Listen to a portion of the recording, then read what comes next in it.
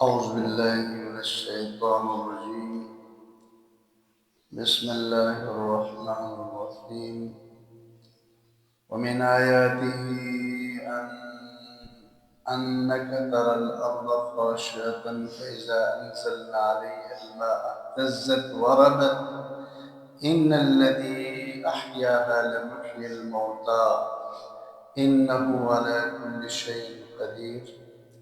إن الذين يلحدون في آياتنا لا يخفون علينا أفمن يلقى في النار خير أم من يأتي آمنا يوم القيامة اعملوا ما شئتم إنه بما تعملون بصير.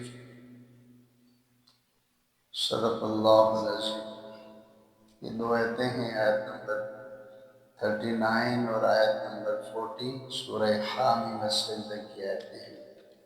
خاشعہ عاجزی کو خشوع کہتے ہیں. اللہ فرما رہے ہیں کہ زمین کے اوپر جب بارش نہیں ہوتی ہے تو زمین دب جاتی ہے، سب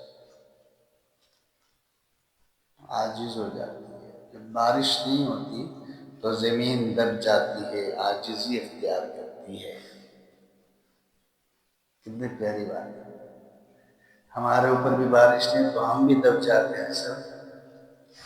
بارش اللہ کی رحمت ہے. بارش اللہ کے نبی بارش کا انتظار کرتے ہیں. حضور صلی اللہ علیہ وسلم بارش کا انتظار فرمایا کہ بار بار آسمان کے اللہ بارش دے. بارش اللہ فرما رہے ہیں کہ جب زمین پر بارش نہیں ہوتی ہے، خشک ہو جاتی ہے تو دب جاتی ہے. دبی ہوئی زمین کو خاشعہ کہتے ہیں. اہتزت لہلہاتی ہے، سرسر ساداب ہو جاتی ہے. اہتزت یعنی جب زمین کے اوپر بارش پڑنے کے بعد گھاس پھوس اگ جاتے ہیں تو زمین لہلہانے لگتی ہے. اس کو اللہ نے وربت اور تب ہو جاتی ہے. محیی الموتا، محیی الموتا مردوں کو زندہ کرنے والا اللہ کی صفت ہے. لفظ آیا ہے، بڑا نیا لفظ ہے. یلحدون الحاد کرتے ہیں. ملحد لفظ ہے، اردو میں بھی بولتے ہیں ملحد. ملحد اس کو کہتے ہیں جو اللہ کے قرآن کے اصل معنی کو تبدیل کر کے کسی اور معنی کو اس کے اندر ڈالنے والا. آیات کے معنی کو چینج کرنے والے کو ملحد کہتے ہیں. اللہ تعالیٰ کی آیات کے اندر ایک خاص معنی ہے. مثال کے طور پر ایک بندے نے تفسیر لکھی ہے، میں اس کا نام نہیں لوں گا، بڑا ہیرو ہے ہمارے قوم کے. انہوں نے کہا کف ان الذین کفروا سواء علیہم انذرتهم ام لم تنذرهم لا یؤمنون. سورہ بقرہ کی شروع والے رکوع کی آیت ہے. یہاں سے مراد کافر نہیں ہے. وہ کہتے ہیں یہاں سے مراد زمیندار ہے. اللہ نے کافروں کا ذکر نہیں کیا، زمینداروں کا ذکر. زمیندار کو بھی کافر کہتے ہیں. کیا کہتے ہیں؟ اب دیکھو یہ معنی تو ہے، لیکن قرآن کا جو معنی ہے اس کو ہٹا کر دوسرا معنی دینا یہ الحاد ہے. وہ خود بھی ملحد ہے اور اس کے تفسیر کے اندر بھی ایسی جو اللہ کے نبیوں کے معجزات کو اٹھا کر ان کا غلط معنی دیا اس بندے نے. حضور صلی اللہ علیہ وسلم کے معراج کا انکار کرنے والا، اس کو جو نا غلط رنگ دیا ہے.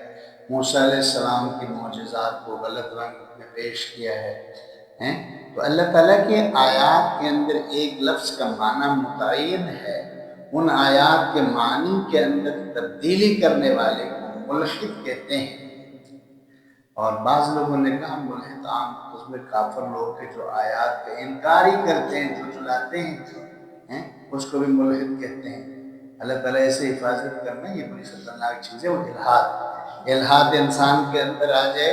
یہ اکثر و بیشتر تعلیمی درسگاہوں میں ہمارے ملک کے جو بڑی بڑی یونیورسٹیاں ہیں جن پر حکومت اربوں روپے خرچ کرتی ہے، ان میں اساتذہ کی تقریباً 30% ایسے ہیں جو خدا کو نہیں مانتا. سب آپ کو پتہ نہیں، آپ لوگوں کے خدا کی قسم بڑے بڑے اسکالر ہیں جو اللہ کے ہی انکار کرتے ہیں. وہ سارے ملحد کہلاتے ہیں. ملحد سمجھ میں آ گیا؟ اللہ تعالیٰ نے کیا فرمایا آیات کے ترجمہ سن لیجیے۔ وَمِنْ آیَاتِهِ، اور اللہ کی نشانیوں میں سے ایک نشانی یہ بھی ہے أَنَّكَ تَرَى الْأَرْضَ خَاشِعَةً، کہ آپ دیکھتے ہیں زمین دب جاتی ہے بارش نہ ہونے کی وجہ سے۔ فَإِذَا أَنزَلْنَا عَلَيْهَا الْمَاءَ، جب ہم زمین پر بارش کو نازل کرتے ہیں، اهْتَزَّتْ وَرَبَتْ، تو زمین لہلہانے لگتی ہے اور ساتھ ساتھ تر ہو جاتی ہے۔ ان الذی احیاها لمحی الموتى، جس اللہ نے اس زمین کو زندہ کیا ہے وہی اللہ مردوں کو زندہ کرنے والا ہے۔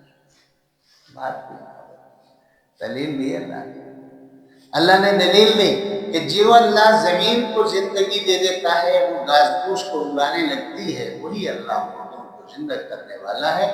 انہ علی کل شیء قدیر، وہ اللہ ہر چیز پر قدرت رکھتا ہے۔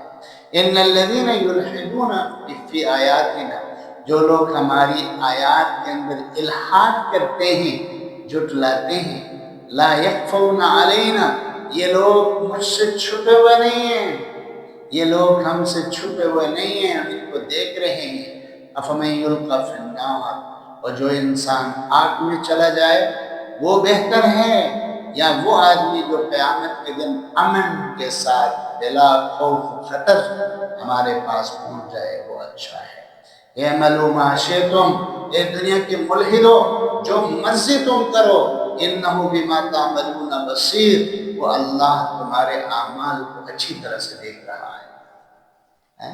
ملحد، آیات کا انکار کرنے والا، ملحد آیات کے معنی کو تبدیل کرنے والا، آیات کے مفہوم کو تبدیل کرنے والا۔ یاد رکھو قرآن مجید کی سب سے پہلی تفسیر کیا ہوتی ہے؟ قرآن کی سب سے پہلی تفسیر قرآن خود کرتا ہے۔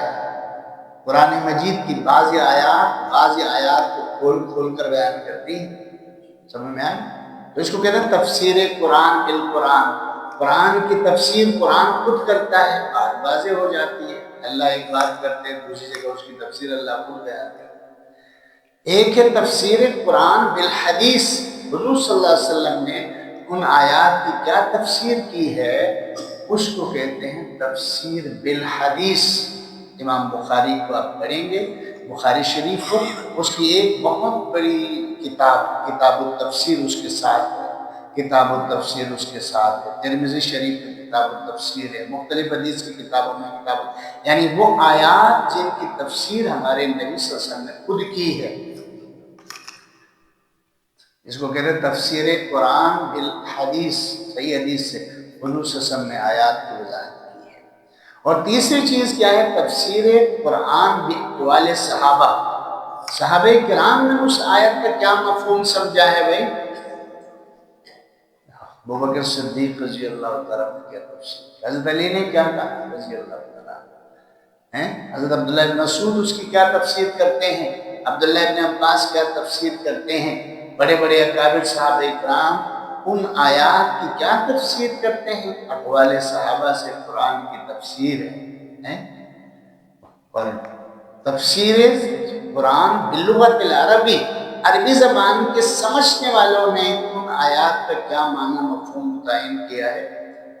یہ تفسیر کی کئی قسمیں ہیں، تو ایک بندہ ان سب سے ہٹ کر اپنی مرضی سے ایک آیت کا غلط معنی قرآن کی تفسیر میں لکھ دیتا ہے، ان کو ملحد کہتے ہیں۔ جیسے ہمارے آپ چلے جائیں بلوچستان کی طرف، یہاں جو نا کئی ایسے ملحد قسم کے فرقے ہیں، ذکری فرقہ ہے، بھائی ذکر ہی کرو، کچھ نہیں، صرف ذکر، سبحان اللہ و بحمدہ ہی کافی، بس نہ نماز پڑھو، نہ روزہ رکھو، نہ زکوٰۃ دو، نہ فلان کرو، کچھ نہیں، سبحان اللہ و بحمدہ ہی کہتے رہو، کرتا ہے۔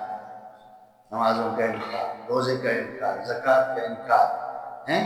تو ایسے لوگ جو قرآن کے معنی اور مفہوم کو چینج کرتے ہیں اپنی مرضی سے، اپنی عقل، اپنی دانش کے تحت، اور اسی سلسلے میں ایک بہت بڑے فرقہ منکرین حدیث کا ہے، جنہوں نے احادیث کا انکار کر کے اپنا ایک الگ جو دینی بنا دیا۔ وہ کہتے ہیں ہمارے لیے قرآن کافی ہے، حدیث کی ضرورت نہیں ہے۔ بھئی قرآن کافی ہے تو اللہ قرآن نازل کرتے، اللہ نے قرآن کے ساتھ حضور صلی اللہ علیہ وسلم کیوں भेजा देने वाला। बताओ तो सही। वो कहते नहीं, अल्लाह के नबी का काम तो कुरान ला के दे के चला गया, दे के चले गए, अब कुरान काफी है, हुजूर की जिंदगी की जरूरत है। ये लोग भी मुल्हिद हैं। तो अल्लाह ताला फरमा रहे कि ये मुल्हिदीन दुनिया के जहां भी हैं, ये इल्हाद वाले लोग जहां भी हैं, ये गुमराह लोग जहां भी हैं, मैं इनको देख रहा हूं, ये मुझसे छुप नहीं सकते, ये मुझसे छुप नहीं सकते। और अल्लाह ताला ने इसीलिए फरमाया कि भाई जो लोग जहन्नम में जाएंगे वो, और जो क़यामत के दिन अमन अमान के साथ बिला खौफ खतर क़यामत के दिन अल्लाह से मिलेंगे, क्या ये बराबर होंगे? नामुमकिन है। जहन्नम में जाने वाले तबाह हो गए। ए अमल माशी, फरमाया अल्लाह ताला ने, ए मुल्हिदो, जो मर्जी करो दुनिया में, चंद दिन की जिंदगी है, मैं देख रहा हूँ तुम्हारे अमाल कि तुम करते क्या हो। तो अल्लाह से छुपना बहुत मुश्किल है, अल्लाह से भागना बहुत मुश्किल है, अल्लाह से दूर होना बहुत मुश्किल है।